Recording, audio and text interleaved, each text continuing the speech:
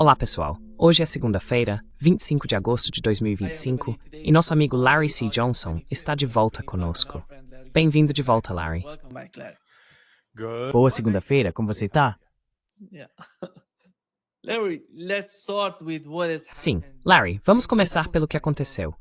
O ataque de drones ucranianos a uma refinaria de petróleo russa. Este é um dos eventos mais importantes, e trata-se de uma das refinarias mais importantes da Rússia, no sul do país. Não sei se ainda está pegando fogo lá, mas houve uma explosão enorme, massiva.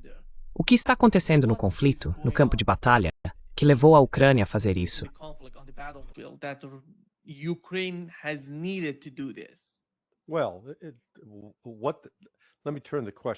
Bem, deixe-me inverter a pergunta. Eles fazem isso. Então, o que isso faz com a capacidade militar da Rússia? Enfraquece a capacidade de mobilizar soldados? Não. Enfraquece a capacidade da Rússia de lançar mais ataques com drones, com FABs, com mísseis? Não. Veja, isso é relações públicas. É uma tentativa da Ucrânia de tentar retratar a Rússia como a Rússia não pode nos parar. Sim, você pode explodir uma refinaria, pode atacar uma instalação de petróleo aqui e ali, e a Rússia conserta. Não é algo eliminado permanentemente. Não é como se a Rússia dissesse, esta é nossa única refinaria de petróleo. Eles cobrem 11 fusos horários. Eles têm instalações de petróleo por toda a Rússia. Então, a Ucrânia, ao fazer isso, está apenas, na minha opinião, aumentando a determinação dos russos de destruir a Ucrânia. Sim, porque eles podem. Essa é a única maneira de isso acabar, com a completa e total derrota do exército ucraniano, e ou a morte ou a captura de sua liderança atual.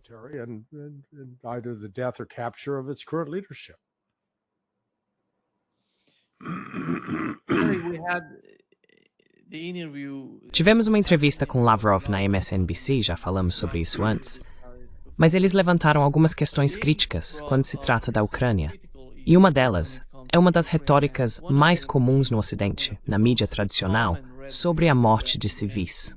Aqui está o que Lavrov disse.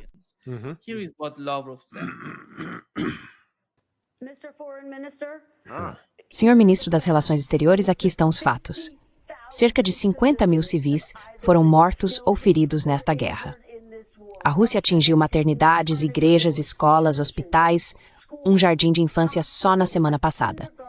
Então, ou as Forças Armadas Russas têm uma péssima mira, ou vocês estão mirando em civis. Qual é a verdade?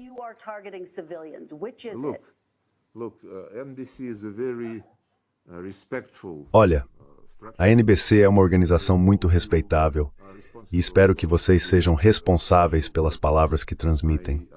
Peço que nos enviem ou que tornem pública a informação a qual vocês acabaram de se referir, porque nunca miramos em alvos civis do tipo que vocês citaram. Talvez vocês estejam com informações incompletas, porque é um fato que várias igrejas foram propositalmente atingidas pelo regime ucraniano, assim como diversas áreas residenciais civis, assentamentos humanos. Mas e quanto às suas ações? Quanto com as suas ações, relações exteriores?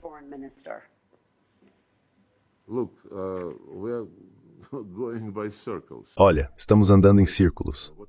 Eu já te disse e mencionamos repetidamente que nunca atacamos alvos civis. Só atacamos locais que estão diretamente envolvidos com a máquina militar ucraniana, que o Ocidente está tentando fortalecer. E se você tem alguma prova do que acabou de dizer sobre igrejas, creches, escolas e assim por diante, eu te desafio. Torne isso público. Claro, torne público, com as datas, com os endereços e assim por diante. Como eu disse, vocês são uma agência de radiodifusão. Seus ouvintes e telespectadores merecem informações específicas quando vocês fazem esse tipo de afirmação.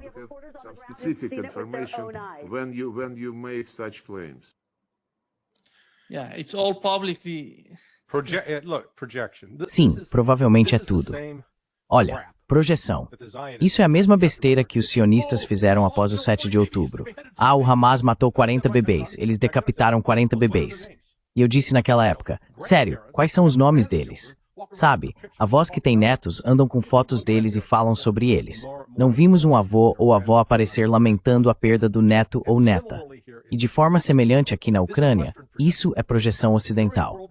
Durante a Segunda Guerra Mundial, no Vietnã, no Iraque, no Afeganistão, Quem estava bombardeando civis?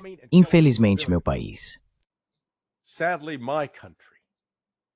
But during the entirety of World War II, you never had. Durante toda a Segunda Guerra Mundial, os soviéticos nunca realizaram um bombardeio maciço em Berlim, Dresden, Munique, Stuttgart ou Hamburgo. Foram os Estados Unidos e a Grã-Bretanha que bombardearam e mataram civis. A Rússia, ao longo de sua doutrina militar, e isso remonta a mais de 80 anos, pelo menos em tempos de guerra, não mata civis diretamente. Eles não alinham pessoas e as colocam em valas para atirar nelas. Isso seriam os alemães. Então, Kirsten Welker está apenas servindo de porta-voz para a propaganda ucraniana. Porque, como Lavrov estava dizendo, é mesmo? Ok, nos dê as datas, liste as vítimas. Okay, give us the dates, list the casualties, because one of the things the Ukrainians are really good at is. Porque uma das coisas em que os ucranianos são realmente bons é fazer essas alegações, colocar o Ocidente em polvorosa, mas nunca fornecem provas concretas. Eu garanto que se a Rússia jogasse uma bomba que matasse 100 civis de verdade, os ucranianos exibiriam os corpos. Haveria fotografias, nomes, etc. Mas isso não acontece. De jeito nenhum. É como o que aconteceu em Bucha, onde os britânicos, na verdade, trouxeram corpos de outros lugares e os colocaram na rua. Eram ucranianos mortos por ação ucraniana, por ação russa, mas depois culparam os russos. Então isso é parte da tática de difamação. It's just, part of the smear tactic. This is why I maintain that this. É por isso que eu sustento que Donald Trump pode até ser sincero ao querer negociar a paz com a Rússia. Mas isso não vai acontecer. A mídia e o establishment estão comprometidos demais. Estão profundamente enraizados nessa ideia de que precisam destruir a Rússia. E seja de forma aberta, secreta ou enganosa, eles não estão interessados em dizer: "Ei, vamos sentar e chegar a um acordo de paz. Vamos dar à Rússia as garantias de segurança de que precisa, de que nós, a OTAN,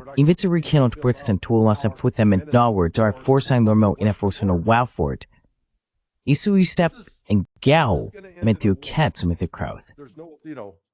I don't see any way to avoid it, personally.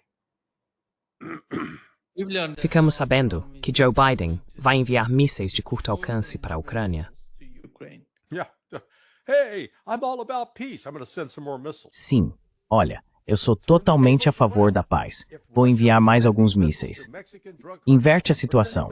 Se a Rússia estivesse enviando mísseis para os cartéis de drogas mexicanos ou enviando mísseis para a Venezuela, você acha que os Estados Unidos iriam dizer: "Ah, que pena, eles não querem dizer isso"? Bobagem. Sabe o Trump precisa? Sabe aquele velho ditado? Ou faz ou sai da moita. Ele precisa decidir. Ele é a favor da paz ou não? Se ele é a favor da paz, pare o envio de armas, pare o envio de inteligência, pare o envio de dinheiro e diga: não, não vamos continuar permitindo isso. Mas ele não faz isso. Ele faz o oposto. E não são só mísseis de curto alcance. Sabe o que eles chamam, acho, de míssil de ataque de alcance estendido, o ERAN. Ele pode chegar a 400 quilômetros. Então isso é, sabe, isso é... So this is, that's... 400 quilômetros. Yeah. Sim. Uau!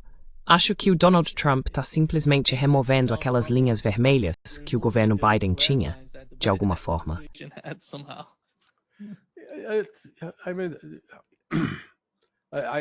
Quero dizer, essa constante condescendência com as pessoas em relação ao que elas querem acreditar. Pare um pouco. Quais são as ações? O que ele realmente está fazendo para dizer: ok, não, vamos acalmar isso. E então dizem que ele precisa jogar o jogo político porque os Ted Cruz e os Lindsey Graham querem. Se você lembrar daquela entrevista que o Tucker Carlson fez com o Ted Cruz, em que ele diz: a Rússia é nossa inimiga, eu quero enfraquecer nosso inimigo. Espere um segundo. O que a Rússia fez contra nós? O que eles fizeram?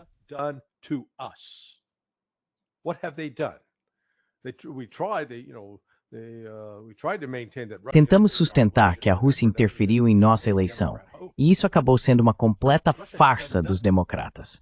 A Rússia não fez nada para atacar, ferir ou prejudicar os Estados Unidos. Nós, por outro lado, temos sangue nas mãos. E sabe, eu dou crédito aos russos por serem pacientes e terem um nível de tolerância. Francamente, e talvez cheguemos a isso, Putin pode finalmente se levantar um dia e dizer: ok, já tivemos o suficiente disso. Qualquer novo ataque em solo russo com mísseis vindos da Alemanha, Londres, Inglaterra, França ou dos Estados Unidos, nós vamos retaliar e vamos atacar o seu país até que vocês parem. We will hit your country until you stop. People say, oh, that's going to go to World War III. That's where Isso vai levar à Terceira Guerra Mundial. É exatamente para onde estamos indo, pelo amor de Deus.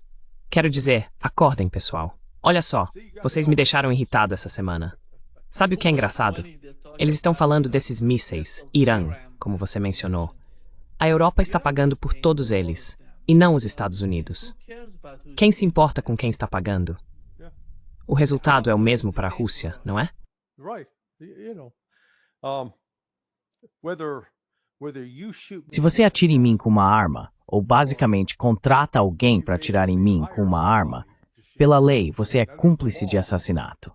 Você está envolvido em assassinato, certo? É exatamente isso que os Estados Unidos são cúmplices no assassinato de civis russos. complicit in the murder of Russian civilians.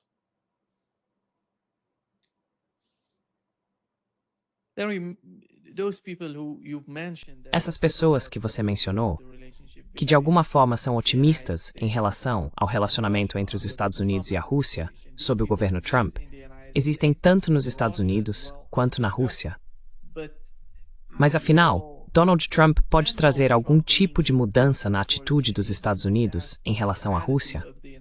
Você vê isso acontecendo em termos de grande escala, no panorama geral, do que está acontecendo entre os Estados Unidos e a Rússia?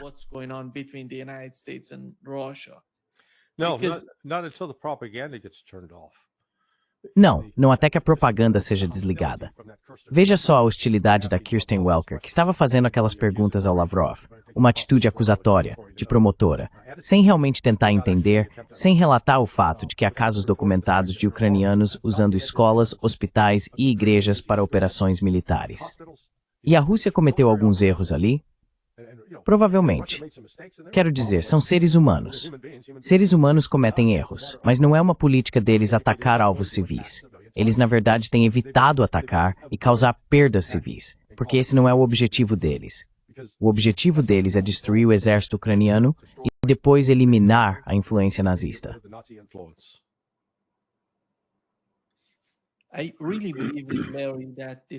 Eu realmente acredito que a estratégia dos Estados Unidos e dos europeus na Ucrânia se baseia na racionalidade ou lógica do lado russo. Porque eles de alguma forma acreditam que não importa o quanto eles escalem a situação na Ucrânia, a Rússia vai responder de forma racional. Eles não vão escalar, eles não vão seguir por esse caminho. É por isso que eles estão fazendo tudo isso. Você sente que eles não veem a Rússia escalando, e é por isso que estão agindo assim? Well, they have confused. Bem, eles confundiram paciência com fraqueza. Eles se convenceram de que a Rússia é fraca. Lembre-se, sabe, quando diziam que a Rússia precisava catar chips de computador de máquinas de lavar e geladeiras só para colocá-los em mísseis e assim conseguir disparar alguns? Mas, ao mesmo tempo, diziam que a Rússia ficaria sem mísseis a qualquer momento. E posso te apontar pessoas aqui nos Estados Unidos que têm seguidores ou são bem-sucedidas escrevendo boletins informativos que estão convencidas de que a economia russa está em sérios apuros. Meu Deus, eles vão colapsar a qualquer momento.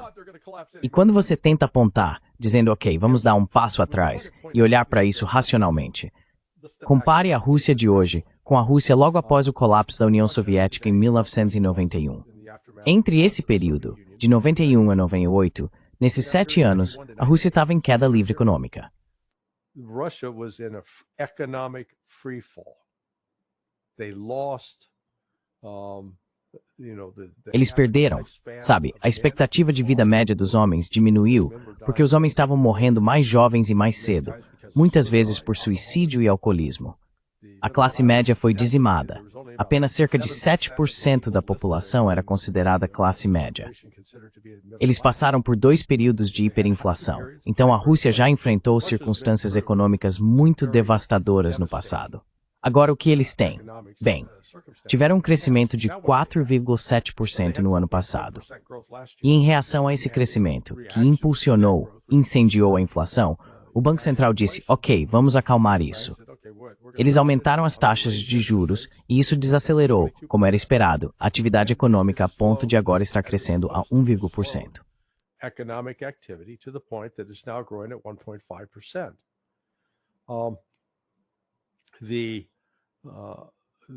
Since then, now starting in, I believe it was like May. Desde então, começando em, acredito que foi em maio, Nabiullina, a presidente do Banco Central, vem cortando as taxas de juros de forma constante. E a economia está realmente se recuperando. O mais interessante é que os salários não caíram na Rússia, então as pessoas não perderam seu poder de compra. Porque uma das coisas que frequentemente acontece com a inflação é que à medida que os preços sobem, se as rendas permanecem estáveis ou até diminuem, as pessoas acabam empobrecendo. Vi isso de perto na Argentina em 1984, durante a hiperinflação que atingiu o país. E então lamentam, a Rússia tem só uns 2,2% de desemprego. Isso é um problema? Eles têm algumas faltas de mão de obra, sim. Catastroficamente, não.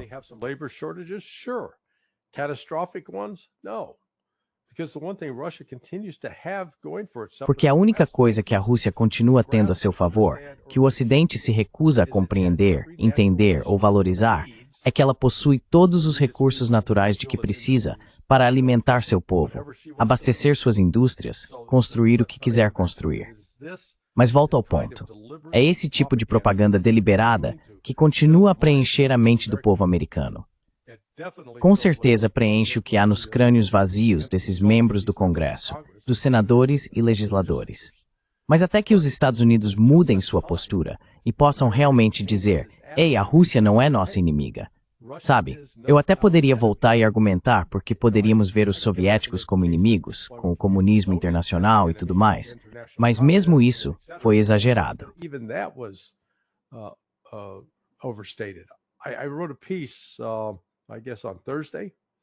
Eu escrevi um artigo, acho que na quinta-feira, em reação a um editorial que apareceu no Wall Street Journal, de um cara chamado Varadarajan. E o Varadarajan está citando esse suposto especialista em Rússia, um cara chamado Kotkin, que é, sabe, professor emérito em Princeton, uma das melhores universidades. E as besteiras que ele falou, sendo um especialista em Rússia, ele não é um cara jovem, já é um cara mais velho, aposentado, mais novo que eu, mas ainda assim, sabe, tem 66 anos. E o que ele estava escrevendo, ou o comentário que ele estava dando para o Varadarajan, era simplesmente sem sentido. E o Varadarajan criticou o Putin. Disse, sim, o Putin acha que o Stalin é o herói dele. O quê? Se você for olhar, o que eles jogam nas costas do Putin é que por dizer que nós realmente precisamos de uma visão mais equilibrada sobre o Stalin. E o Putin admite, sim. Putin concedes, yes. Ele foi um monstro em termos de violação dos direitos das pessoas, prisões secretas, execuções. Houve crimes claros cometidos, e Putin diz que rejeita isso completamente. No entanto, ele observa que enquanto Stalin estava no poder, a Rússia passou de uma taxa de alfabetização de 21% para a alfabetização universal. E não era só que eles podiam ler apenas o Manifesto Comunista de Karl Marx, não. Foi uma melhoria dramática na educação. Educação universal para todos os russos, independentemente de seu status social. E ele industrializou o país a tal ponto que a União Soviética superou o Ocidente industrializado na corrida espacial. Então, Putin, por reconhecer a história, é acusado de adorar Stalin, como se quisesse sair por aí prendendo pessoas e jogando-as em gulags. Isso continua, está em todo lugar por aqui. E, sinceramente, não acho que os russos gostem disso. And frankly, I don't think the Russians appreciate that.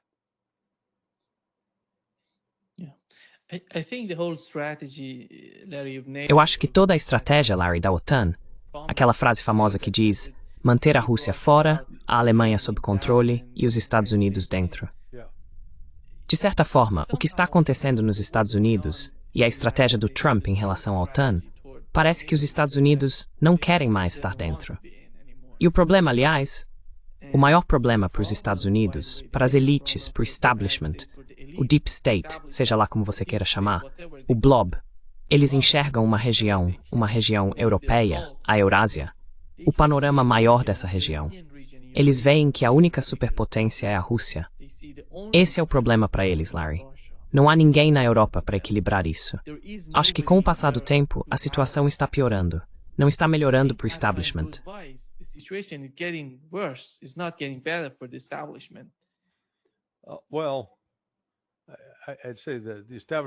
Bem, eu diria que o establishment é um pouco como uma criança de 3 anos. Tem pouca capacidade de atenção. Sabe, um objeto brilhante aqui, outro ali, porque eles não têm uma estratégia. Hoje a Rússia é o inimigo, amanhã é a China. É insuportável. O que a elite ocidental não reconhece é o terremoto econômico que está acontecendo agora, que está mudando e vai mudar o futuro em termos de como as finanças globais são conduzidas. Por exemplo, a tentativa de impor tarifas esmagadoras à China fracassou completamente.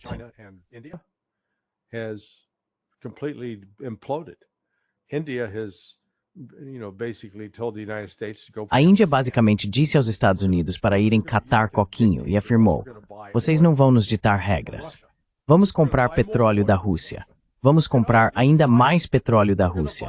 E, aliás, quando comprarmos, será em rúpias e rublos. Não vamos usar o seu maldito dólar. Podem enfiar esse dólar numa privada e se limpar com ele.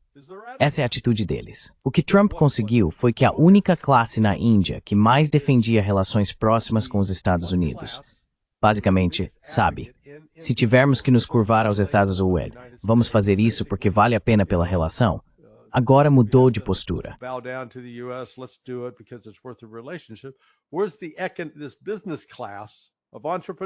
Enquanto essa classe empresarial de empreendedores, e muitos deles estavam diretamente envolvidos com a indústria de petróleo e gás na Índia, de repente estão dizendo, não vamos mais aceitar isso.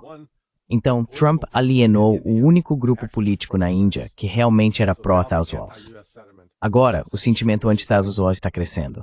Da mesma forma, vi que a China acabou de fechar um acordo para comprar, acho que era uma mina na Austrália, e novamente, estão comprando a esquerda. Eles estão usando dólares. Antes, para qualquer transação internacional, era preciso ter dólares. Isso acabava gerando uma demanda por dólares. That ends up creating a demand for dollars. Well, that demand is now dropping. Bem, essa demanda agora está caindo drasticamente. Não está necessariamente caindo de uma forma que se possa dizer que diminuiu 20%, mas está caindo de um jeito que começa a ser perceptível. Ao mesmo tempo, você tem a Europa, onde muitos desses países têm uma relação dívida-PIB superior a 100%. Falamos um pouco sobre isso na sexta-feira. Então, eles estão gastando mais dinheiro do que arrecadam. Essa é uma maneira simples de colocar. E o crescimento econômico deles está estagnado ou em recessão. Então, não é como se fosse apenas um setor. O mesmo fenômeno está se repetindo aqui nos Estados Unidos.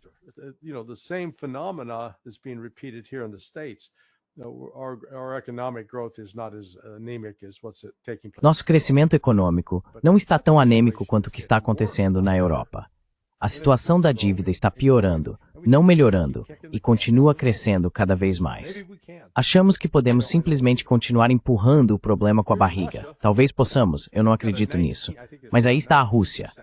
Ela tem uma relação dívida-PIB de 19%. Acho que agora é 19%. Ok, não há nenhum país na órbita ocidental nessa categoria. Então sim, se houver um colapso de crédito, eles estão bem. Eles têm de sobra. E a China, na verdade, apesar da expectativa persistente no Ocidente de que a economia chinesa iria implodir, que o caos econômico iria chegar e que as pessoas iriam se levantar para derrubar o Partido Comunista, isso não está acontecendo.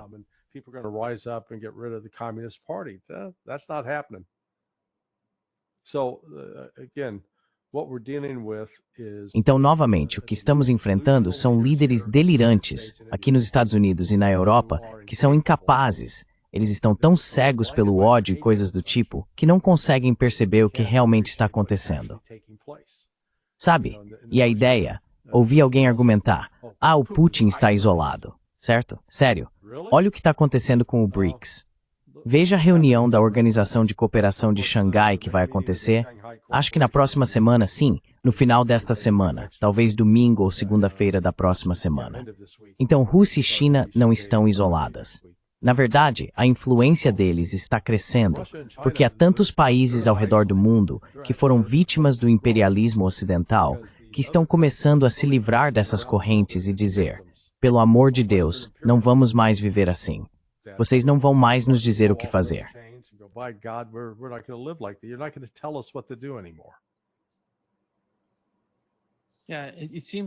Sim, parece que a SCO vai ser uma cúpula muito importante, porque todos os chefes de Estado vão estar lá.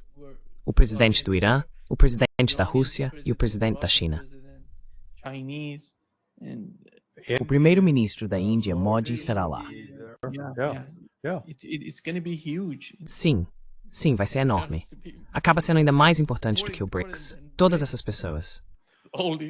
Well, yeah, I mean, the BRICS and SCO complement each Sim, quero dizer, os BRICS e a OCS se complementam porque, na verdade, acho que todo membro da OCS faz parte dos BRICS. Os BRICS são, na verdade, maiores que a OCS. Mas eles têm dois objetivos diferentes, eu acho. O objetivo dos BRICS é realmente criar um sistema financeiro global alternativo, onde as pessoas possam negociar, fazer comércio, crescer suas economias, sem ter que se preocupar com a ameaça de sanções dos Estados Unidos por usar o dólar. Agora, não é um ataque direto ao dólar, mas se isso acontecer, à medida que crescer, será um ataque ao dólar. Então, sabe, o Vladimir Putin não está mentindo quando diz ao Trump: não, veja, não estamos tentando destruir o dólar. Mas o que estamos tentando fazer é tirar de vocês a capacidade de nos manter como reféns. Não vamos continuar vivendo assim. Vocês não têm esse direito. Sabe, ninguém morreu e te fez Deus. You know, nobody died and made you God.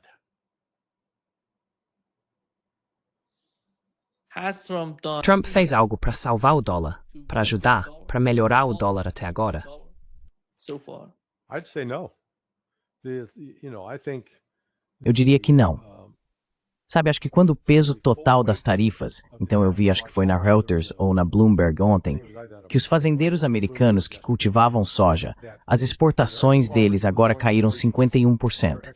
Porque a China disse: vocês vão nos ameaçar com sanções? Vão se danar. Vamos comprar do Brasil. E foi o que fizeram. Agora lá no Brasil, cara, tem fazendeiro feliz. Eles estão vendendo o produto deles, provavelmente por um valor um pouco maior do que receberiam se os chineses tivessem comprado dos Estados Unidos. Mas a China diz: não vamos continuar a lidar economicamente com esse país que está nos insultando, ameaçando e nos chamando de inimigo. Vamos negociar com o Brasil. We'll deal with Brazil. So, Então, à medida que isso começa a entrar em toda a matriz econômica, acho que há uma probabilidade muito alta de uma crise econômica, uma crise financeira global, nos próximos 2 meses. Baseio isso no fato de que há um crescimento anêmico na Europa, uma dívida enorme na Europa e nos Estados Unidos, e com a possibilidade de expansão das guerras tanto na Ucrânia quanto entre Irã e Israel, reacendendo simplesmente de novo. Não há um líder forte de nenhum dos lados que esteja se levantando com uma visão para dizer: ei, vamos todos respirar fundo, vamos nos acalmar, vamos lembrar que estamos juntos neste planeta. É como se estivéssemos em um bote salva-vidas. Vamos trabalhar juntos em vez de tentar nos destruir. Ainda não há ninguém fazendo isso.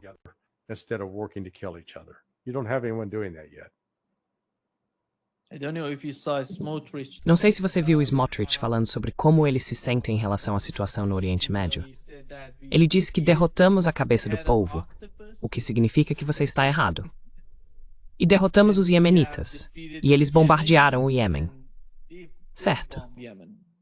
Sure. E o Iêmen continua lançando mísseis contra eles. De novo, essas pessoas são delirantes. Eles não entendem o que significa vencer, o que significa vitória. Eles decapitaram o Irã. Não, tudo o que fizeram foi convencer os iranianos de que, sabe, o caminho pacífico que Pojetkin estava defendendo. Olha só essa literação. O caminho pacífico que Pojetkin estava defendendo agora foi rejeitado.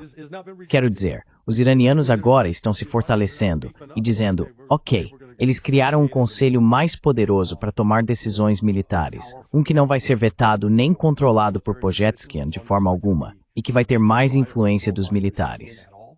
Aparentemente, parece que eles estão reforçando a cooperação militar tanto com a China quanto com a Rússia. Já havia cooperação antes, mas nada no nível de permitir que russos ou chineses entrem e instalem sistemas de defesa aérea.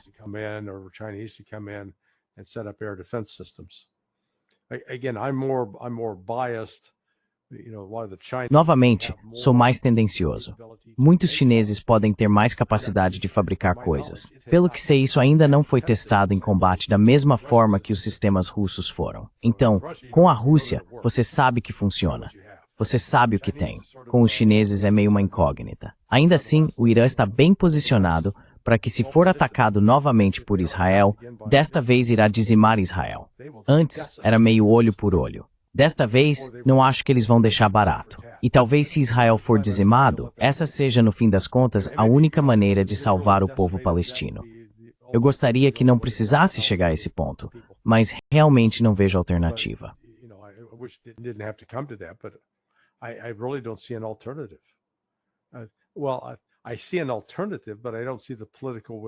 Bem, eu vejo uma alternativa, mas não vejo vontade política para isso. A alternativa é bem simples: um embargo econômico total a Israel por parte da Ásia, África, América do Sul e Europa.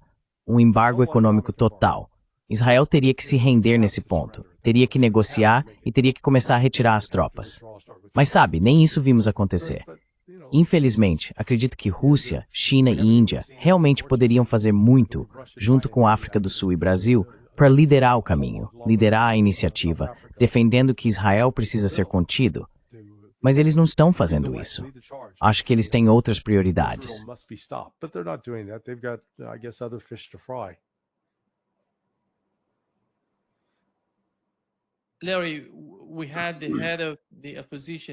Larry, nós conversamos com o líder da oposição em Israel, Yair Lapid. Ele diz que a guerra em Gaza se transformou no Afeganistão de Israel. Or Vietnam. Ou Vietnã. Sabe, continuamos ouvindo. Olha, Israel está entrando em Gaza. Veja, eles continuam jogando bombas e matando civis todos os dias.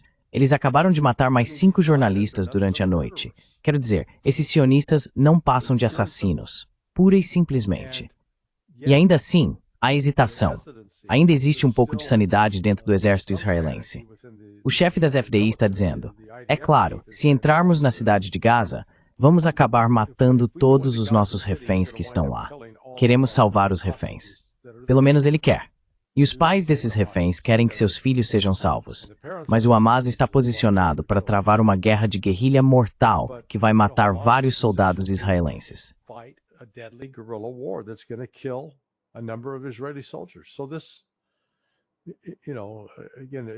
Então isso, sabe, mais uma vez, a crença de Israel em sua invencibilidade foi exposta nisso, sabe, nos últimos 20... Bem, agora já estamos quase em 23 meses. Na verdade, já estamos em 23 meses. No próximo mês serão 24. E então, em 7 de outubro, estaremos começando o 3º ano dessa guerra.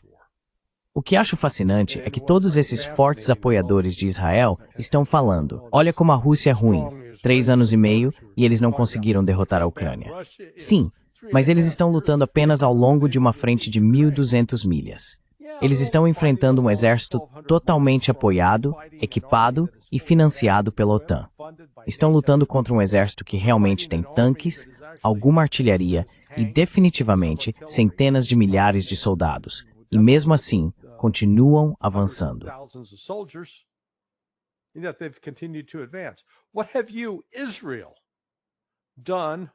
O que você fez, Israel, em uma área que basicamente tem o quê? 100 milhas quadradas? Não são 1.200 milhas, mas 100 milhas quadradas.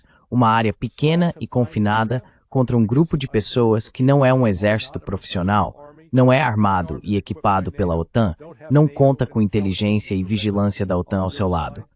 Eles não têm tanques, eles não têm artilharia. Enquanto você, Israel, tem tudo isso, e mesmo assim não consegue vencê-los. Essa é a realidade. Então, sabe, essas pessoas que por um lado querem criticar a Rússia e alegar que a Rússia não está fazendo nada, ok, aplique o mesmo padrão.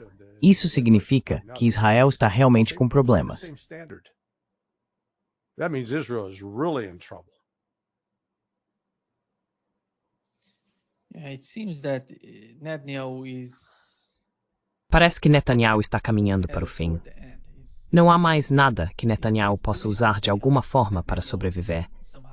O que você acha que será o futuro de Netanyahu e de seu movimento em Israel? Qual tem sido o resultado disso até agora? Well, his popularity is definitely taking a hit. Bem, a popularidade dele está definitivamente caindo. Mas como diz o velho ditado, em terra de cego, quem tem um olho é rei. Então ele tem limitações e fraquezas, mas não está em uma posição em que possa reunir mais apoio. Normalmente a estratégia às vezes é ir para a guerra, esperando que na guerra você una as pessoas e as force a ficar do seu lado. Mas neste caso, se ele tentar expandir a guerra e voltar a um novo confronto com o Irã, isso realmente pode levar à destruição. Acho que o que estou dizendo é que não há um caminho político para a desescalada disso em Israel. Está em rota de colisão. Eles estão tentando fazer com que o governo libanês desarme o Hezbollah. Isso não vai acontecer. To disarm Hezbollah, that's not going to happen. The government's agreed to try to do that, but it's just, O governo concordou em tentar fazer isso, mas simplesmente não tem os meios físicos para realizar. E Israel, eu acho, vai ter que começar a dedicar mais recursos militares para manter sua posição na Síria. Novamente, Israel não tem recursos ilimitados. Então é como, sabe, se você tem um navio de algum tipo, como um barco, e há uma emenda que está enfraquecida, você pode trabalhar para reforçá-la. Mas se você tem 4 ou 5 emendas enfraquecidas, então esse navio corre o risco de uma dessas emendas se romper, entrar água e afundar. E é por isso que acho que Israel está sendo levado a um possível ponto de ruptura. E é só, sabe, novamente, as pessoas, em vez de reconhecerem isso, estão apenas empurrando o problema com a barriga.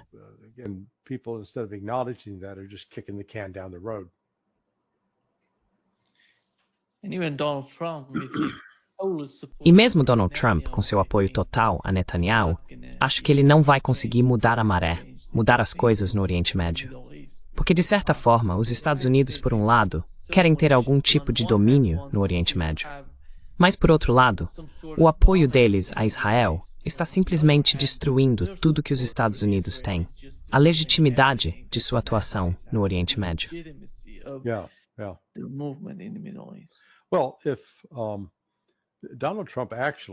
Bem, se Donald Trump realmente quisesse, ele poderia obrigar Israel a parar. Ele tem esse poder, mas politicamente ele não pode fazer isso, porque, em primeiro lugar, ele tem um apoio substancial da comunidade sionista.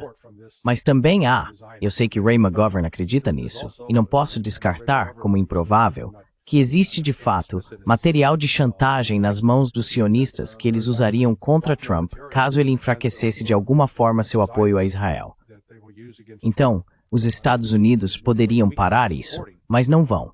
Mas mesmo que os Estados Unidos não tentem impedir, acho que meu outro ponto é que ainda acredito que países como Índia, China, Rússia e Brasil poderiam assumir um papel de liderança para pôr fim a isso. Mas eles também não estão fazendo isso. Portanto, não é necessariamente justo culpar apenas os Estados Unidos.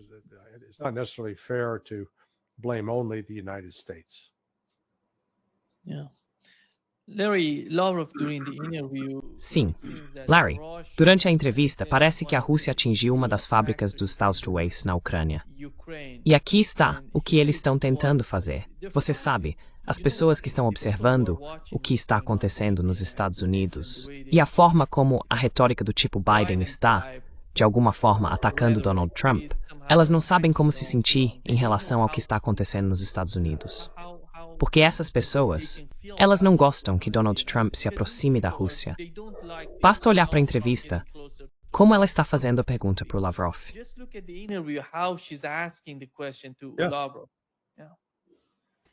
Sim, nesta semana a Rússia bombardeou uma fábrica de propriedade americana perto da fronteira com a Hungria. Conversei com pessoas que francamente veem isso como um tapa na cara do presidente Trump e de todo o processo de paz, não é?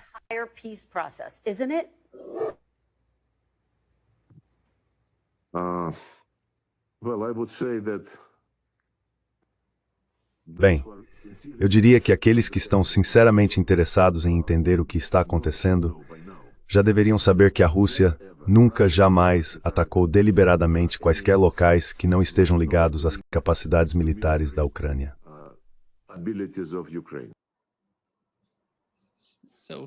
Então, está literalmente dizendo que eles estão fornecendo armas para a Ucrânia. É por isso que estamos atacando eles. Yeah, yeah. Well, and this is Sim, sim. Bem, e essa é realmente a estratégia. Eu escrevi sobre isso, sob a ótica da teoria dos jogos. Se você faz a pergunta, na teoria dos jogos, de como lidar com um adversário ou inimigo, ou com uma entidade, uma pessoa, que não tem nenhuma intenção de coexistir com você, de reconhecer e aceitar sua posição, de deixá-lo em paz, mas que, ao contrário, o vê como inimigo e continuará a agir de forma encoberta, discreta, tentando destruí-lo, o que você faz? E uma dessas respostas, uma das coisas que você faz, é além de deixar muito claro qual é a sua posição, ao deixar essa posição clara, você também emite avisos de que responderá na mesma moeda. Você irá retribuir qualquer ataque contra você.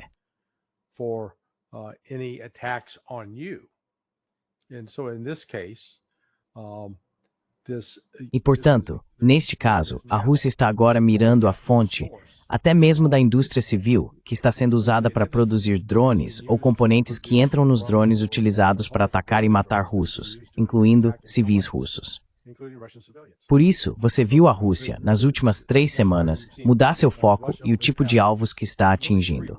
Agora ela está mirando grandes refinarias e terminais de petróleo na Ucrânia, dos quais a Ucrânia não possui nem de longe tantos quanto a Rússia, tornando a Ucrânia muito mais vulnerável e também atacando essa fábrica. Eles também destruíram outra fábrica de mísseis, que basicamente estava sendo usada como fachada para disfarçar o míssil Taurus com uma nova aparência e alegar que era ucraniano. A Rússia está usando suas capacidades de inteligência para identificar esses locais e destruí-los. Sim, ela disse que esse ataque foi um tapa na cara do governo Trump. E aqui está o que J.D. Vance disse sobre isso. Trump, você ficou indignado quando soube que a Rússia atacou uma empresa americana sediada na Ucrânia? Isso não foi um tapa na cara do processo de paz? Eu não gosto disso, Kristen, mas isto é uma guerra, e é por isso que queremos parar a matança. Os russos fizeram muitas coisas que não aprovamos. Muitos civis morreram. Condenamos essas ações desde o início e, francamente, o presidente Trump fez mais para aplicar pressão e alavancagem econômica sobre os russos. Certamente mais do que Joe Biden fez em 3 anos e meio, quando só falou e não fez nada para acabar com a matança. Então você me perguntou o que me enfurece. E o que me enfurece é a continuação da guerra. O que me enfurece é uma presidência e Joe Biden, que por 3 anos não fizeram nada para acabar com a matança.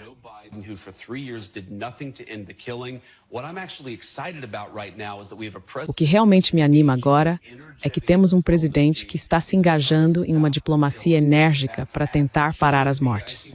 É assim que deve ser. Acho que o povo americano deveria se orgulhar disso. E independentemente do desfecho disso, se a guerra terminar em 3 meses, 6 meses, ou espero que não demore mais, mas talvez, devemos nos orgulhar de ter um presidente que está tentando parar as mortes. Aliás, ele já fez isso. 6 guerras que o presidente ajudou a encerrar em todo o mundo. Essa seria a 7ª. É a mais complicada, mas estamos tentando apesar disso. Eu tive... Sim, olha, eu realmente estou cansado dessa besteira de que o Trump impediu 6 guerras. Quero dizer, isso é um mito. É uma mentira. Isso está sendo repetido o tempo todo, e agora é repetido tanto que as pessoas começam a acreditar. Uma dessas guerras era entre Paquistão e Índia, e a afirmação do Trump sobre isso irritou tanto os indianos. Esse é mais um motivo pelo qual eles estão dizendo para ele: "Ei, você não vai nos dizer para parar de comprar petróleo russo. Dane-se você. Você mentiu sobre como essa guerra terminou, de qualquer forma." Enfim, desculpa interromper. Qual era a sua pergunta? What was your question?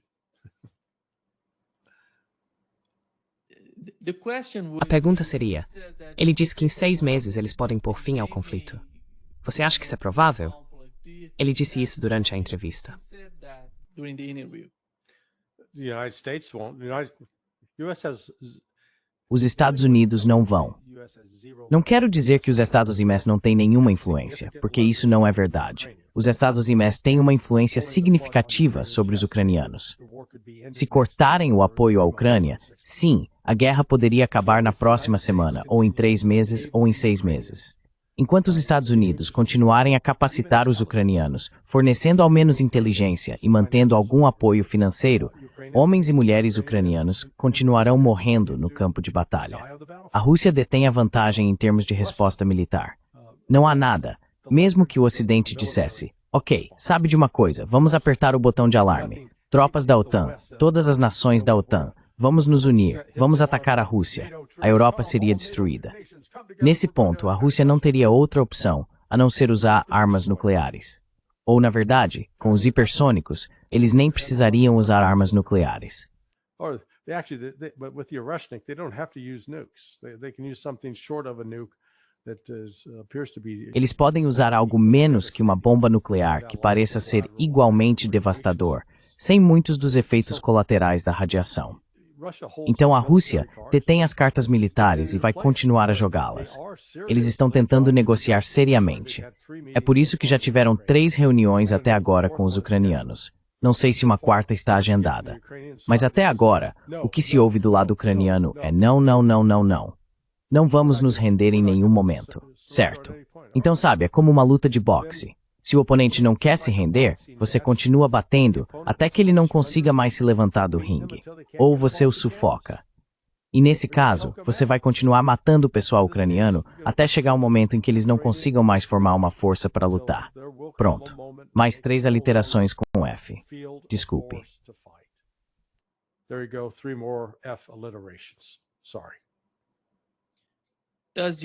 A Europa vê a Ucrânia como a única razão, o único motivo para os Estados Unidos estarem na Europa? O que você está aqui for? Quero dizer que, aos olhos dos europeus, parece que o único motivo pelo qual os Estados Unidos podem permanecer na Europa é por causa da Ucrânia. Se perderem a Ucrânia, vão perder também os Estados Unidos do ponto de vista geopolítico.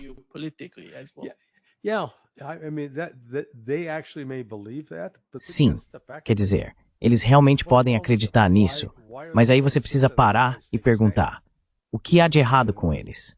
Por que eles são tão insistentes em manter os Estados Unidos lá?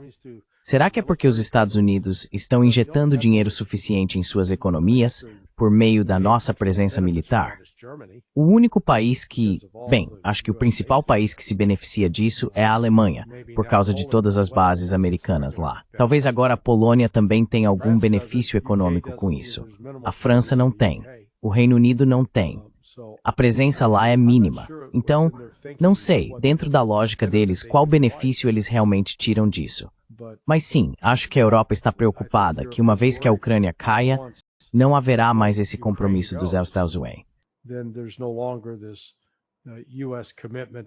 In the back of their minds, they think maybe the U.S. will attack. No fundo, eles pensam que talvez os Estados Unidos ataquem, estejam dispostos a lutar contra a Rússia. Novamente, vamos recuar. A Rússia não está ameaçando invadir a Europa. E a Rússia é, você sabe, os estados bálticos, Letônia, Lituânia, Estônia. Deus, eles são países pequenos e irritantes. Eles são insignificantes. Não têm relevância nos assuntos mundiais. Tudo o que são é um possível incômodo para a Rússia. A Rússia está satisfeita em simplesmente ignorá-los, porque se, digamos, todos os 12 ou 13 milhões de pessoas que vivem nos 3 países juntos pegassem em armas e começassem a atacar a Rússia lidaria facilmente com isso.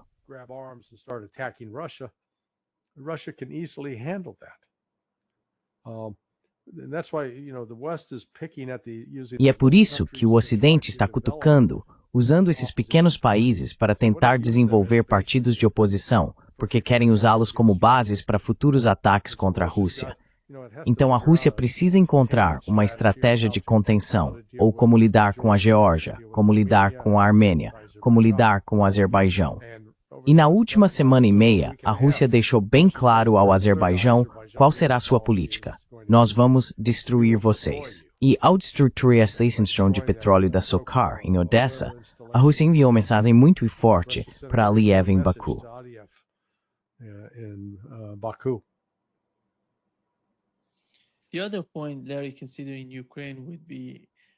O outro ponto, Larry, considerando a Ucrânia, é que os governos do Reino Unido, Alemanha e França sentem que o caso da Ucrânia pode de alguma forma ajudá-los a se conectar mais com os Estados Unidos. Mas por outro lado, você vê divisões drásticas dentro da Europa, economicamente, geopoliticamente e na forma como veem a Rússia. E mesmo que, vamos supor, haja um acordo na Ucrânia, a entrada da Ucrânia na ONU vai trazer enormes problemas. Going to bring huge problems. Well, yeah, apart from, upsetting the Bem, farmers. além de irritar os agricultores na União Europeia e criar algumas desvantagens reais para eles, a UET não é mais economicamente poderosa. É uma fraca e não há perspectivas de uma forte recuperação econômica no horizonte. A Europa está realmente em apuros. Eles estão genuinamente enfrentando um colapso financeiro. E o que quero dizer com colapso é chegar ao ponto em que os governos não conseguem mais se financiar e não conseguem mais fornecer os serviços sociais que até agora mantêm a população sob controle. E trazer a Ucrânia para isso é apenas trazer mais um caso perdido. Sabe, o único motivo pelo qual os europeus poderiam considerar isso é a esperança de explorar a Ucrânia por seus recursos naturais. Mas a Ucrânia, antes que isso acabe, acho que todo o território a leste do rio Dnieper estará sob controle da Rússia, a menos que os ucranianos e o Ocidente caiam na real e levem isso a uma parada negociada, como a Rússia já deixou claro quais são os termos.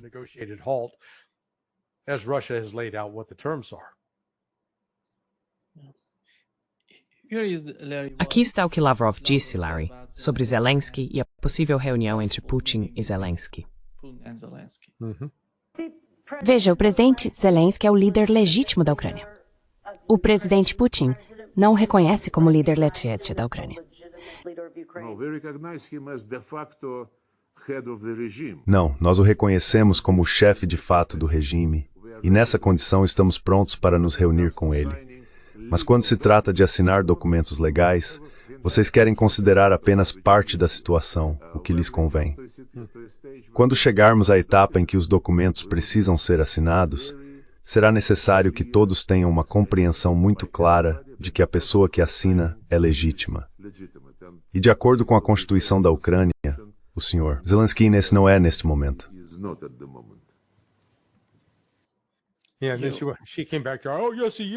Sim, ela respondeu, sim, ele é. Não, ele não é. Sabe, a Patricinha, ela nem entende a Constituição. Ele está governando por lei marcial. Então, sabe, o Lavrov deixou muito claro, olha, a gente conversa com ele, mas vocês precisam ter alguém que, de acordo com a Constituição ucraniana, seja legalmente competente para assinar qualquer acordo.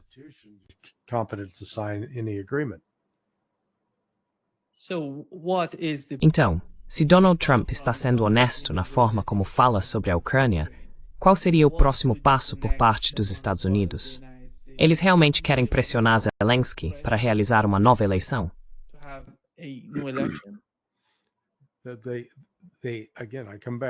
Mais uma vez, volto a esse ponto. Trump tem esse poder, mas isso exige cortar a inteligência, cortar a ajuda militar, cortar a ajuda financeira, ou dizer a Zelensky, é isso que você vai fazer. E se não tiver feito até a próxima segunda-feira, vamos implementar essas medidas. Quero dizer, estabeleça o prazo, defina o objetivo, diga a eles o que precisam fazer. Até agora, Trump não está disposto a fazer isso. Não vimos nenhuma evidência disso.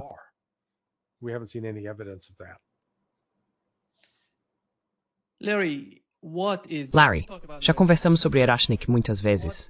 Qual seria a escalada que poderia trazer Erashnik para o cálculo na mente russa? Qual é essa condição?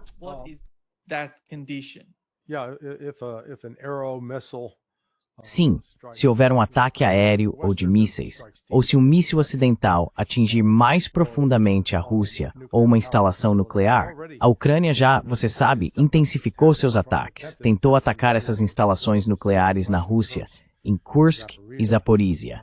Essas duas são as mais recentes. Sim, acho que aí você poderia ver a Rússia tomando a decisão de empregar o Erashnik.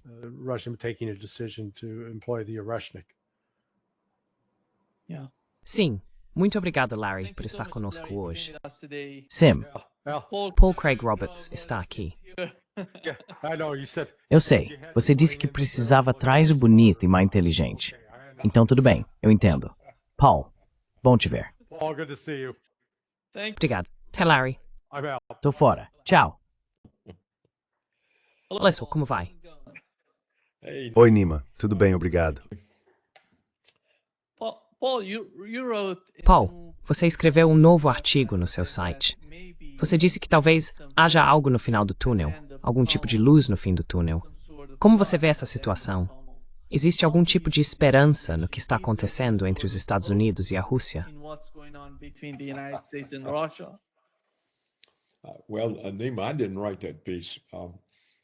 Bem, Nima, eu não escrevi esse artigo.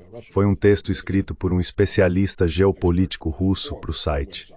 Achei que já tínhamos muitas explicações vindas de pessoas dos Estados Unidos, então pedi a ele que fornecesse uma perspectiva dos russos, o que eles achavam de tudo isso. Porque, como você sabe e como conversamos, estávamos recebendo muitas declarações otimistas de pessoas como Witkoff sobre como Putin era receptivo a Trump. E ele estava disposto a negociar terras e a oferecer algum tipo de garantia de segurança da OTAN para a Ucrânia e tudo mais. Isso não fazia sentido para mim.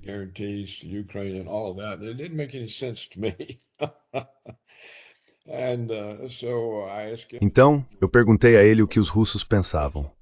E ele disse que a posição de Putin era clara e inalterada. Não haveria troca de territórios.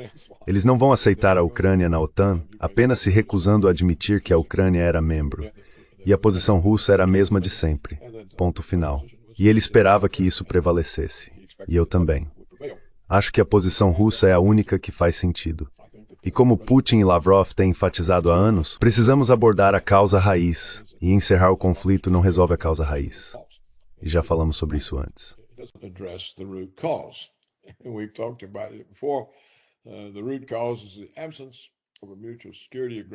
A causa raiz é a ausência de um acordo mútuo de segurança e a OTAN estar na fronteira da Rússia, o que faz com que os russos se sintam inseguros.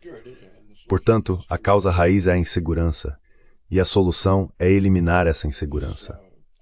Acho que isso eventualmente acontecerá quando Putin perceber que cometeu um erro ao deixar a guerra se arrastar por tanto tempo. Ele estava tentando evitar alarmar o Ocidente com uma vitória rápida e convincente. Mas o resultado foi diferente do que ele esperava. O resultado foi que isso envolveu cada vez mais o Ocidente e criou cada vez mais grupos de interesse no Ocidente favoráveis à guerra, e assim por diante.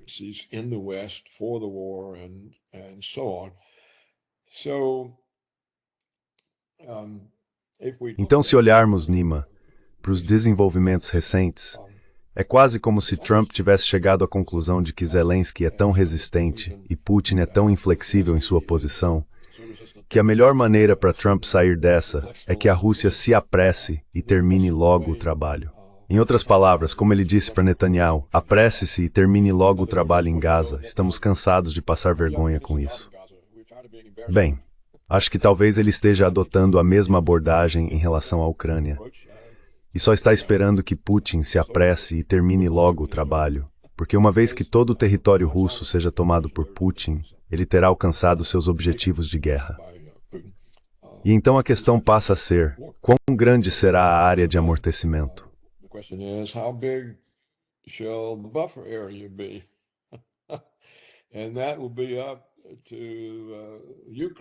E isso vai depender da Ucrânia. Evitar uma zona de amortecimento cada vez maior que consome mais e mais do território ucraniano, ao cair em si e dizer, sim, você está certo, devemos ser amigos da Rússia. A Ucrânia fez parte da Rússia durante a maior parte da nossa existência, e não precisamos estar em conflito com a Rússia e buscar uma solução sensata. Isso então coloca todo tipo de pressão sobre Washington e o Ocidente para também participarem, dizendo, bem, na verdade nós também não precisamos estar em guerra com a Rússia. Vamos tirar a OTAN das fronteiras. Então algo assim, Nima, pode acontecer. Quero dizer, isso é muito otimista, mas é um cenário possível. Não dou exatamente 50 de chance ou algo assim, mas é algo que pode acontecer.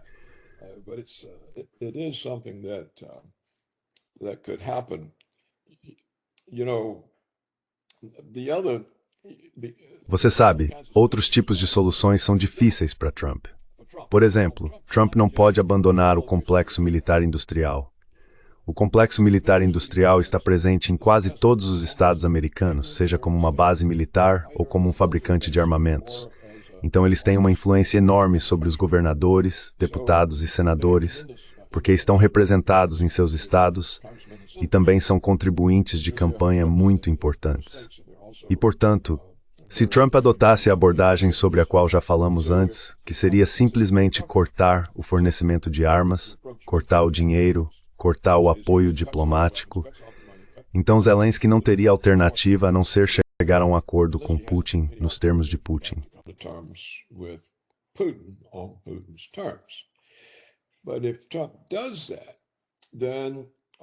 Mas se Trump fizer isso, todos esses senadores, republicanos e democratas, deputados e governadores que dependem do complexo militar industrial, não apenas por empregos e impostos em seus estados, mas também por contribuições de campanha, vão pressionar Trump, e isso vai causar todo tipo de problema para ele. Então realmente não dá para fazer isso. É uma restrição grande demais para ele desafiar. Portanto, esse tipo de abordagem, que é a mais simples, direta e garantida para resolver a questão, ele não pode adotar. Está simplesmente fora de cogitação. E aí temos novamente o que já discutimos, a doutrina da hegemonia americana. Trata-se de uma doutrina institucionalizada. E quando Paul Wolfowitz deu voz a essa doutrina, acho que em 1991, lembre-se, essa doutrina veio acompanhada dos 7 países em 5 anos. Então o que Wolfowitz estava realmente falando não era apenas da hegemonia americana, remendar Israel. America's hegemony, but Israel's in the Middle East.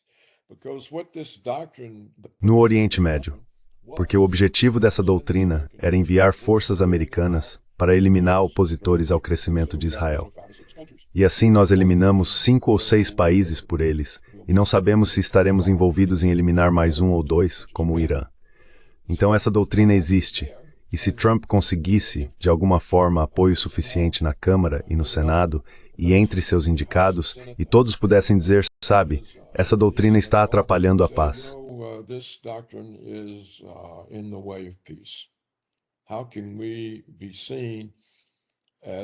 Como podemos ser vistos como pacificadores, especialmente por russos, chineses e iranianos, quando temos uma doutrina que declara que temos o direito de ter hegemonia sobre eles e que nosso principal objetivo é nos livrar deles se estiverem em posição de bloquear nosso unilateralismo? Essa não é uma doutrina com a qual um pacificador possa ser considerado credível. Portanto, se eles de alguma forma pudessem repudiar, se Trump tivesse apoio suficiente para repudiar essa doutrina, isso ajudaria muito. Não sei se isso já passou pela cabeça de Trump ou de alguém em sua administração. Não sei quão feroz seria a oposição.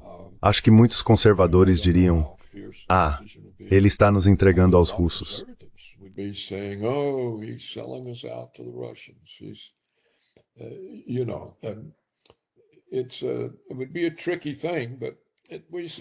Seria algo complicado, mas é algo que vale muita reflexão e investigação. Se você considerar o fato de que ele não pode se livrar do complexo militar industrial e tem essa doutrina de hegemonia pendurada no pescoço, que é um peso enorme, a solução passa a ser o triunfo da Rússia no campo de batalha. E parece que é isso que está acontecendo. Não deve demorar muito, a menos que Putin mais uma vez desacelere tudo. Então, Nima, seria algo positivo se Trump pudesse afirmar que resolveu a guerra na Ucrânia. O lado bom seria que sua posição ficaria fortalecida contra Netanyahu nos colocar em guerra com o Irã, porque isso ainda é uma possibilidade. Essa é uma questão ainda não resolvida.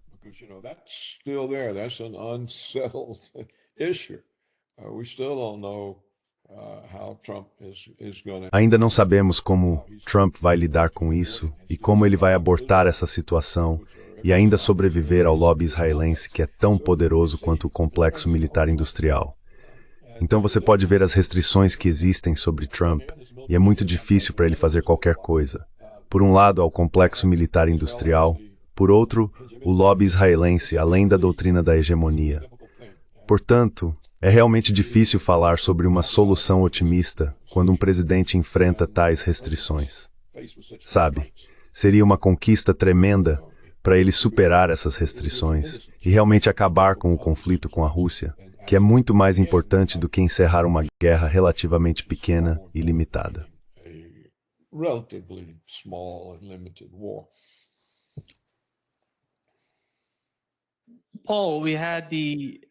Paul, nós conversamos com o líder da oposição no Knesset, Yair Lapid.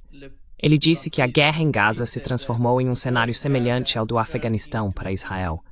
Se Gaza está se tornando um novo Afeganistão, como podemos imaginar que Israel conseguiria enfrentar o Irã?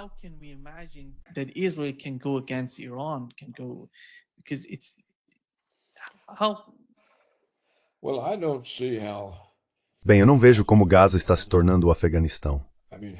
Quero dizer, o lugar está destruído. Centenas de milhares de pessoas estão mortas. As crianças estão morrendo de desnutrição e doenças. As pessoas estão morrendo de fome. Tudo no país está destruído. Toda a infraestrutura. Não há hospitais, nem sistemas de água, nem energia elétrica. Para mim, parece que os israelenses fizeram com Gaza o que os romanos fizeram com Cartago. Eles obliteraram completamente o lugar. Ainda há pessoas vivas, mas todas estão em algum processo de morrer. Se você olhar as fotos, vê as crianças, elas estão esqueléticas. Photos you see, the kids, they're skeletal. There's no medicine, it's horrendous. Não há remédios, é uma situação horrenda. E ainda assim o mundo não reclama muito sobre isso. Então eu não concordaria com essa conclusão. Não acho que Israel possa entrar em guerra com o Irã. É por isso que eles querem que façamos isso por eles. E você pode perguntar, bem, por que faríamos isso? Bem, por que fizemos isso por eles no Iraque, na Síria, na Líbia e na Somália? Talvez no Sudão. Não fizemos nada sobre a destruição da Palestina. Na verdade, fizemos isso por eles porque fornecemos as armas, o dinheiro e a cobertura diplomática, sem os quais eles não poderiam ter feito isso.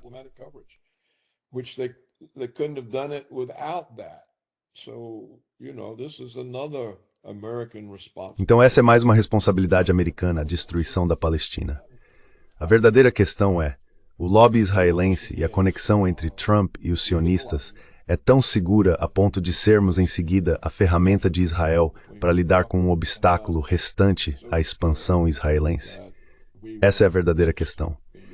E o fato é que, quero dizer, há quanto tempo essa destruição de Gaza está acontecendo?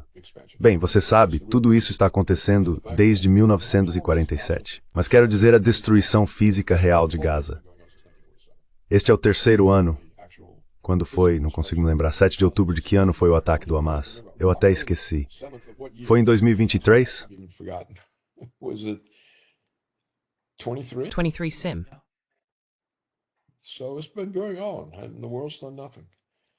Então isso vem acontecendo, e o mundo não fez nada. E sabe, acho que acabei de ver que os próprios israelenses publicaram um relatório dizendo que mais de 80% de todas as vítimas eram civis. Então os israelenses admitiram que não estão matando apenas soldados do Hamas.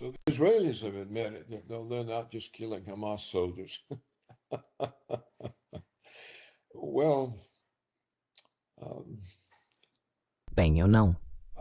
Mas a guerra com o Irã, Paul, é algo diferente. Acho que os Estados Unidos têm, a administração Trump sabe disso muito bem, por causa dos 12 dias de guerra. Não foi algo benéfico para Israel. E sabemos que o governo dos Estados Unidos decidiu intervir ao final desses 12 dias apenas para pôr fim ao conflito, porque viram o que estava acontecendo com Israel e o que estava acontecendo com os mísseis chegando a Israel. Por isso não tenho certeza do qual Israel pressionaria por isso.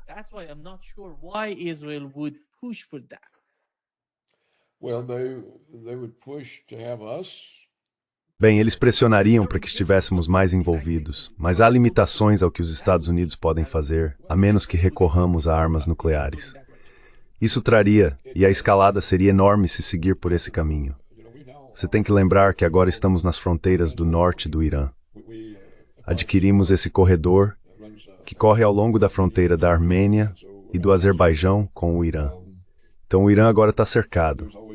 Sempre existe a alternativa de usar jihadistas contra eles, como fizemos contra a Síria. Sempre há oportunidade de mais assassinatos de líderes iranianos.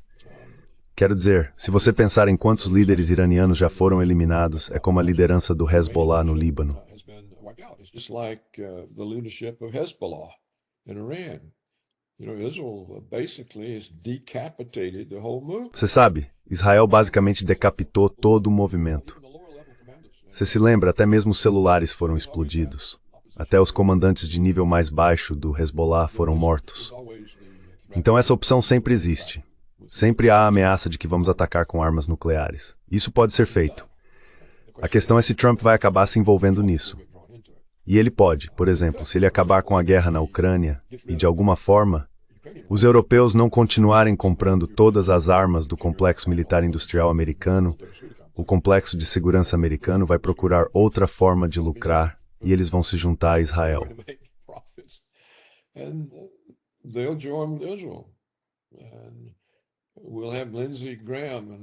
E vamos ter Lindsey Graham e o resto deles espumando, gritando e berrando que o Irã é a ameaça. E tudo isso pode acontecer. Você precisa entender que os políticos vivem em um mundo de restrições. Eles não são como você.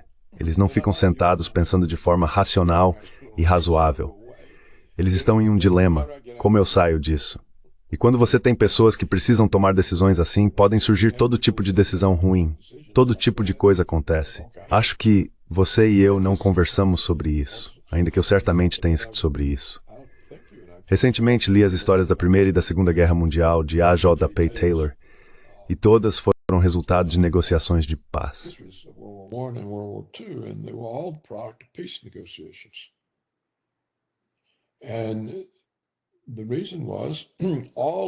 E o motivo era que todas as pessoas envolvidas nas negociações de paz tinham tantas restrições que não conseguiam tomar uma boa decisão. E assim o efeito foram apenas erros. Erros que se acumularam até que a guerra foi a consequência. Esse é o verdadeiro funcionamento da política. Não são essas pessoas altamente inteligentes, emocionalmente distantes, sem nenhum interesse pessoal, pensando racionalmente em como resolver a situação. Não é isso que acontece. Você vê todo tipo de decisão ruim, mesmo por pessoas realmente inteligentes, como Nixon e Kissinger. Esses eram dois indivíduos muito bem informados. Nixon provavelmente foi o presidente mais bem informado que já tivemos em assuntos de relações exteriores.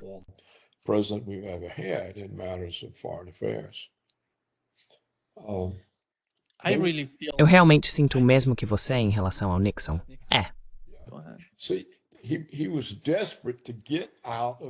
Veja, ele estava desesperado para sair do Vietnã.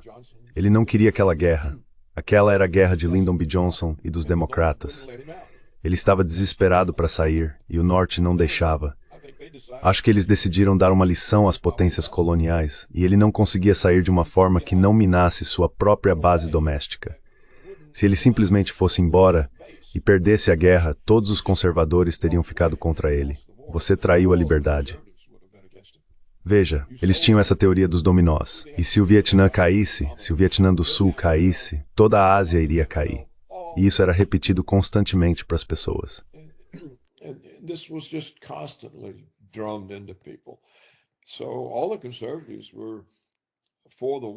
Então, todos os conservadores eram a favor da guerra, não por algum motivo específico em relação aos norte-vietnamitas, mas para evitar que o dominó caísse, pois isso traria a tirania comunista cada vez mais perto do mundo livre. Então eles estavam desesperados para sair. Não conseguiam sair, e a única solução que conseguiram encontrar foi aumentar a força militar. Por isso entraram no Camboja e no Laos. Veja, eles ainda são odiados pela esquerda, que diz, Nixon prometeu paz e expandiu a guerra. Bem, ele não queria expandir a guerra. Era a única coisa que ele e Kissinger conseguiram pensar que poderia fazer os norte-vietnamitas negociarem algo que permitisse aos americanos saírem sem entregar-lhes uma derrota.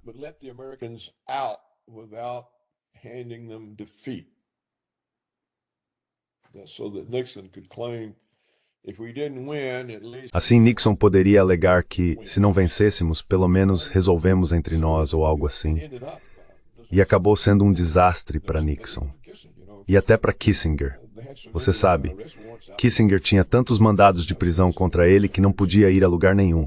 Isso era impressionante.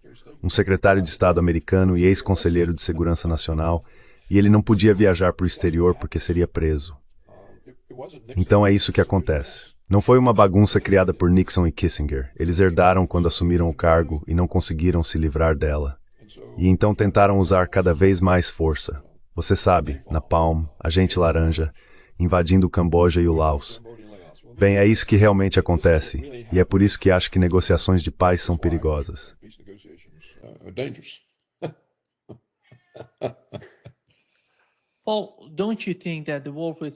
Paul, você não acha que a guerra com a doutrina já se autodestruiu por causa do que está acontecendo na Ucrânia, a ascensão da Rússia e como a Europa se destruiu? E não é só sobre a Europa, é sobre o poder total do Ocidente. Olhe para a América do Sul, para o Brasil, olhe para a Índia, a forma como a Índia está falando em resistir à pressão dos Estados Unidos, olhe para o BRICS, a ICO, todas essas coisas que estão acontecendo. Tudo isso é contra a doutrina de Wolfowitz. Você olha para os Wolfowitzes e é tudo contra. Como você vê isso?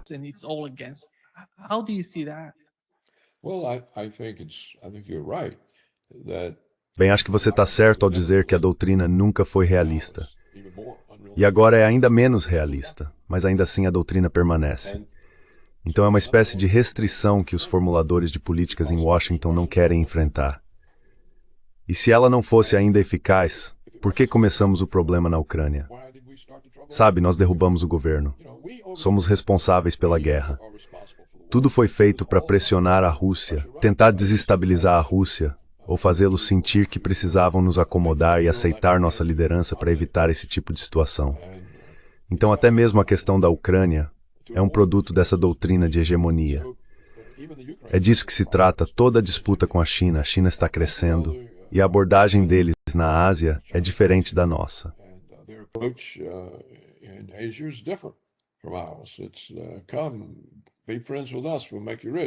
É tipo, venha ser nosso amigo, vamos te deixar rico. Não é, ei, quero uma base militar aqui. Ou sabe, então você está certo, a doutrina é irrealista, mas ainda está em vigor. E por quê? Porque ela ainda está em vigor. O que impede uma avaliação honesta, não só da sua irrealidade, mas de todos os problemas que ela causou. Sabe, estivemos à beira de, se não fosse pelo Putin, provavelmente já teríamos tido uma grande guerra. Ele sempre virou a outra face para evitar isso. Isso é incomum. O mesmo com o chinês. E nós já atacamos o Irã.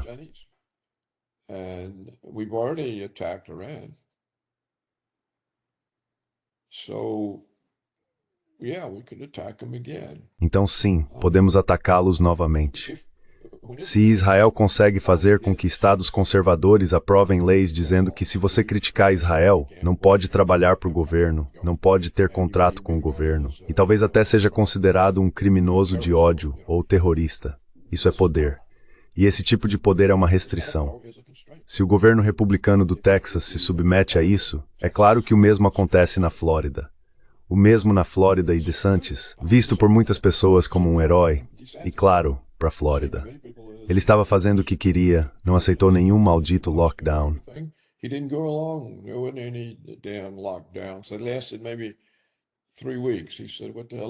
Então pelo menos pode ser assim. Por 3 semanas ele disse, que diabos é isso? Ele se livrou deles. Não houve mandatos. Todas aquelas coisas que o resto do país sofreu, isso não aconteceu na Flórida. Nós seguimos com nossas vidas, as praias estavam abertas, mas até ele foi coagido a aprovar todo tipo de lei dizendo que você não pode criticar Israel. Isso mostra a natureza das restrições, mesmo sobre líderes bem apoiados. E Trump também enfrenta isso. Existem todos os tipos de restrições. Quero dizer, só falei sobre o complexo militar de segurança e os israelenses, mas há muitas restrições sobre as pessoas, sobre os líderes políticos, e é difícil para eles.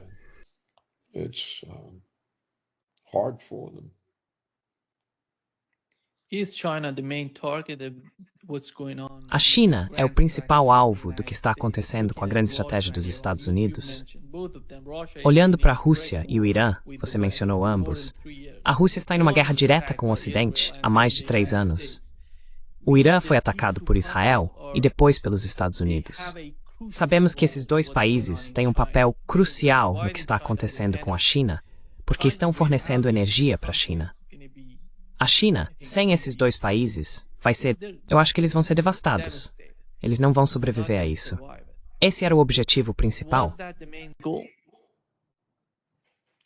Well, it depends on Bem, how deep thinking. isso depende de quão profundo é o pensamento em Washington sobre sua hegemonia, porque claramente, se você privar a China de petróleo, eles estarão em apuros. Mas se você fizer isso, provavelmente vai precipitar uma guerra, porque foi isso que fizemos com o Japão. Foi o que Roosevelt fez. Ele privou o Japão de energia. E então eles disseram, temos que ir à guerra, e atacaram Pearl Harbor para tentar incapacitar nossa frota, para que não pudéssemos interferir com eles no Pacífico. Então isso é guerra. Privar um país de energia é um ato de guerra. E os chineses perceberiam isso. Então tudo volta ao perigo para nós da doutrina da hegemonia. O que realmente significa ser capaz de prevalecer sobre os outros? É algum tipo de doutrina de governar pela força. No passado, confiamos em subornos ou sacos cheios de dinheiro. Relied on bribes or bags full of money. We just give the leaders bagfuls of money. And Nós simplesmente damos aos líderes sacos cheios de dinheiro, e assim eles cumprem. Mas se você vai depender da força, o resultado provavelmente será a guerra. E claro, os chineses são uma operação militar poderosa. Quero dizer, eles têm armas nucleares, têm mísseis balísticos intercontinentais. Você se lembra de alguns anos atrás, quando algum idiota em Washington publicou um plano sobre como eliminaríamos a China com armas nucleares? Os chineses responderam imediatamente com seu próprio plano, mostrando como eles nos eliminariam. Você se lembra disso? Eles disseram, esses mísseis vêm por aqui e esses estão ali. Então não vejo vantagem em tentar exercer hegemonia se houver qualquer possibilidade de que o resultado seja uma grande guerra, especialmente uma com armas nucleares. Onde está o ganho? where's the gain? So why take that kind of risk? Então por que correr esse tipo de risco? É muito melhor ter amigos do que inimigos. Agora, isso não é verdade para o complexo militar industrial. Eles precisam de inimigos para justificar seu orçamento e seu poder. E também não é verdade para Israel se você tem esse objetivo de uma grande Israel. Mas para a maioria das pessoas, é muito melhor ter amigos do que inimigos. Então, quão poderoso é o governo em Washington se Israel e o complexo militar industrial podem nos forçar a ter inimigos em vez de amigos? Putin deixou claro há anos que quer ser amigo do Ocidente. É isso que eles querem. E a China também deixou claro que quer cooperar. Vamos nos dar bem, vamos ganhar dinheiro juntos. Por que vamos brigar para ver quem fica com 51% e quem fica com 49%? 49% ainda é muito. 51% who has 49%. 49% is still a lot. And of course, E claro, temos enfrentado o Irã por conta própria, sem a influência de Israel, desde que a Revolução Iraniana derrubou o Shah, tomou a embaixada americana e manteve americanos como reféns. Então é uma falha da diplomacia dos Estados Unidos. É isso que é. Mas há razões históricas para isso. Sabe, tivemos a Guerra Fria, então as pessoas estão acostumadas a ver os russos como inimigos. Eles são inimigos desde 1950. O Irã é inimigo desde Khomeini e sua revolução em 1979, que instaurou um governo islâmico. Isso incomoda especialmente os liberais, porque eles não têm nenhuma religião em lugar algum, muito menos um governo controlando um país. Então, como lidar com todas essas restrições, problemas não resolvidos e problemas herdados, é algo muito difícil. it's a very difficult thing. And Trump is really in a spot. It's really hard. E Trump está realmente em uma situação difícil. É realmente complicado. Como já disse, veja o problema em que Nixon se meteu. Ele não conseguia sair da guerra do Vietnã de uma forma que não o destruísse com sua própria base eleitoral. Então é irrealista da parte da esquerda esperar que o presidente vá cometer suicídio político, se rendendo aos norte-vietnamitas ou simplesmente abandonando a situação, que foi o que acabamos tendo que fazer. Fomos forçados a sair. O mesmo aconteceu no Afeganistão. E suspeito que seria igual no Irã e certamente com a Rússia e a China. Então por que continuar com essas antagonizações? É nisso que tudo deveria estar focado. Como nos livramos desses antagonismos? E a discussão deveria ser aberta para que as pessoas comecem a entender que é uma estupidez responsabilizar Trump se ele resolver uma situação que representa uma ameaça para nós. If he resolves a situation that's a threat to us, but they think that somehow that we have Mas eles acham que de alguma forma fomos diminuídos por resolver a situação, porque não triunfamos de alguma maneira. Quando as pessoas pensam assim, isso é uma limitação para elas. Eu descrevi isso com Nixon e já descrevi com Trump. E essa é simplesmente a situação. E estou me repetindo. A J.P. Taylor descreveu isso. Primeira Guerra Mundial, Segunda Guerra Mundial. Todos os participantes tinham essas limitações. Eles simplesmente não conseguiam tomar uma boa decisão.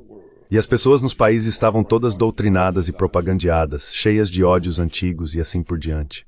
E essas eram limitações, junto com os interesses financeiros, os interesses econômicos e as agendas e ambições pessoais. E tudo isso torna as coisas muito difíceis. Políticos não são ditadores, eles não são Césares.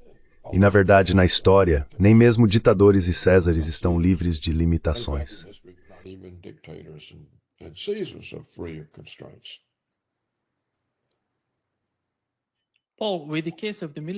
Paul, no caso do complexo militar industrial, acho que a curto prazo pode-se argumentar que eles são os vencedores do que está acontecendo na Ucrânia.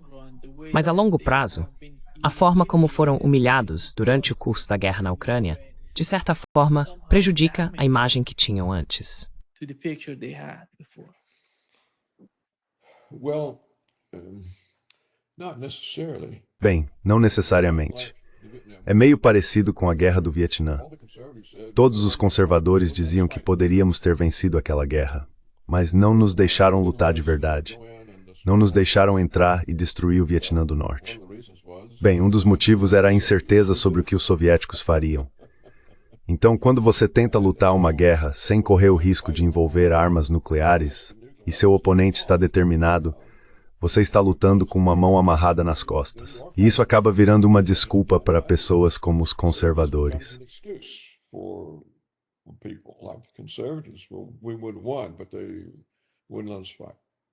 Bem, nós teríamos vencido, mas não nos deixaram lutar. Tivemos que lutar com as mãos amarradas para trás, e por aí vai. Então esse tipo de coisa, nada realmente parece desacreditar o complexo militar industrial, porque as contribuições de campanha são mais importantes. Nem mesmo aviões que não funcionam, nem mesmo custos extraordinários que nunca acabam, nem mesmo trilhões de dólares desaparecidos que o Pentágono não consegue explicar. Para onde foi todo esse dinheiro? Essas coisas não têm o efeito que você pode imaginar, não é?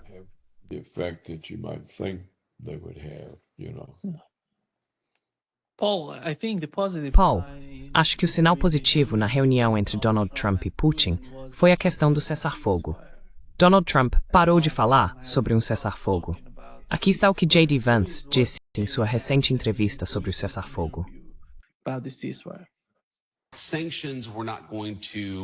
Sanções não levariam a um cessar-fogo. Acho que isso é obviamente correto. Se você observar a forma como os russos têm se comportado, eles não querem um cessar-fogo. Eles não querem um cessar-fogo por razões complexas. Nós, é claro, temos pressionado por um cessar-fogo. Mas, novamente, não controlamos o que a Rússia faz. Se controlássemos, a guerra já teria acabado há 7 meses. O que acreditamos, porém, é que ainda temos muitas cartas na manga. O presidente dos Estados Unidos ainda tem muitas cartas para jogar e aplicar pressão para tentar encerrar esse conflito. E é isso que vamos fazer.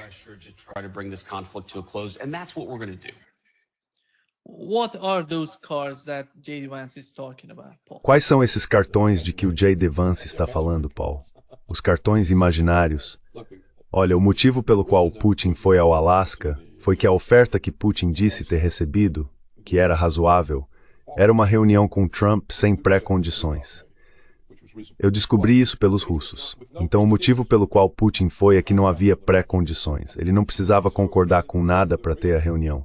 E ele foi ver se Trump conseguiria entender a posição dele sobre as causas fundamentais. E parece que pelo menos Trump entendeu que um cessar-fogo não avança em nada em relação às causas fundamentais da guerra. Então isso é algo positivo. So that's a good thing. And if Trump continues to gain an understanding. E se Trump continuar a ganhar entendimento, ele ainda está limitado por tudo que discutimos nesse programa. Então eu acho que para Trump, a solução preferida é que Putin tome uma atitude e vença a guerra. É assim que Trump pode se livrar disso. E então ele pode se exibir presidindo a rendição de Zelensky a Putin e ganhar algum tipo de crédito. E eu acho que Putin deixaria ele fazer isso. Putin não é como os norte-vietnamitas. Ele não está tentando dar uma lição ao poder colonialista. Ele está tentando encontrar uma solução. Então eu acho que esse é o desfecho mais favorável e realmente exige que Putin perceba que cometeu um erro terrível ao deixar essa guerra durar tanto tempo.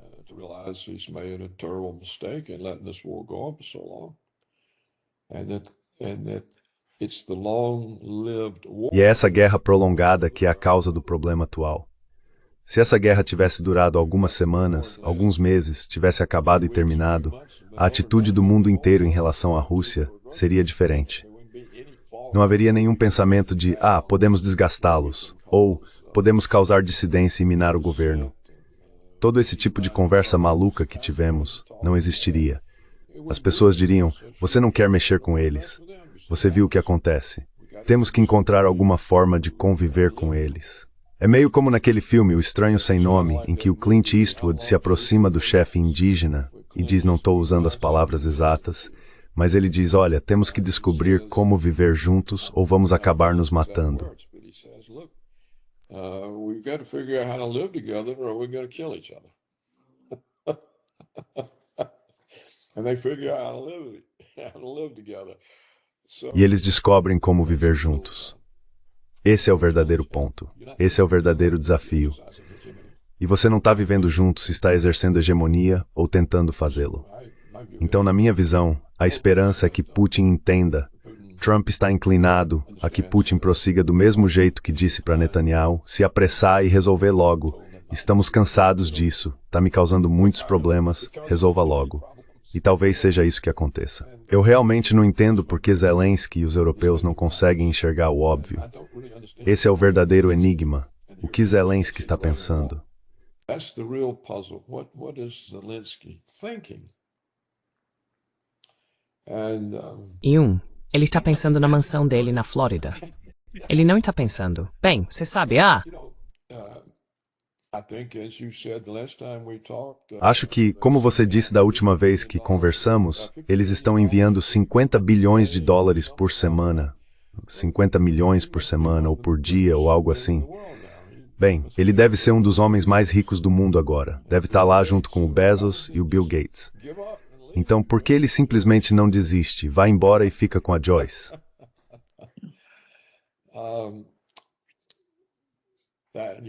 Porque as pessoas que estão pagando, ele não disseram que acabou. Esse é o único motivo. Sim, pode ser. Se ele sacar o dinheiro, eles simplesmente vão assassiná-lo e pegar o dinheiro de volta.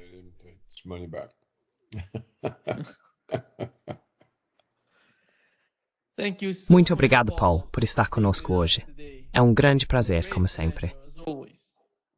Sim, é sempre um prazer conversar com você, Nima. Muito obrigado. See you soon. See you soon. Até logo.